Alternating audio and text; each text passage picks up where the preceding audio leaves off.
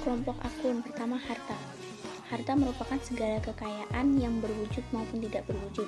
Dalam ilmu ekonomi, harta juga disebut sebagai aktiva. Harta merupakan sumber daya perusahaan yang bermanfaat pada masa sekarang dan masa mendatang. Subkelompok akun. Pertama, harta lancar. Harta yang memiliki nilai ekonomis, perputarannya tinggi, kurang dari 1 tahun, atau uang kas atau bank dan aset yang sangat mudah dijadikan uang. Jenis subkelompok harta lancar adalah kas, surat berharga, piutang, wesel tagih, persediaan barang, perlengkapan, beban dibayar di muka. Kemudian subkelompok akun harta yang kedua adalah investasi jangka panjang, yaitu harta yang diinvestasikan dalam jangka waktu lebih dari 1 tahun, yang bertujuan memperoleh keuntungan pada masa akan datang atau untuk menguasai perusahaan lain.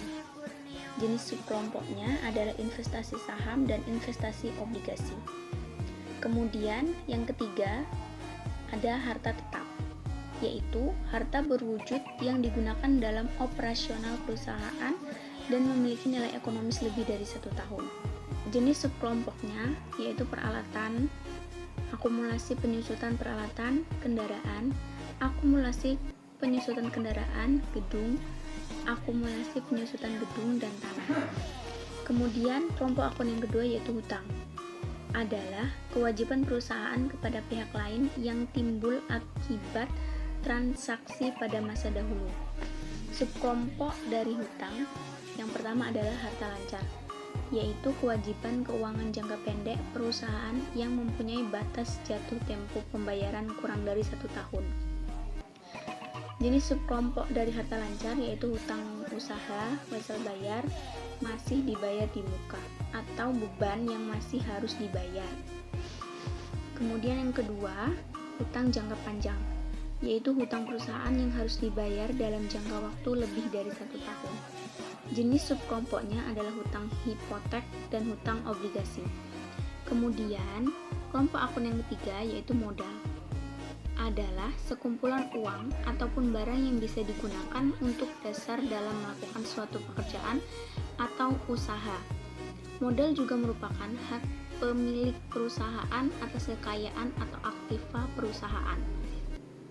Subkelompoknya yaitu modal, suatu aset utama perusahaan dalam menjalankan bisnis, yang umumnya berbentuk dana, aset, atau utang.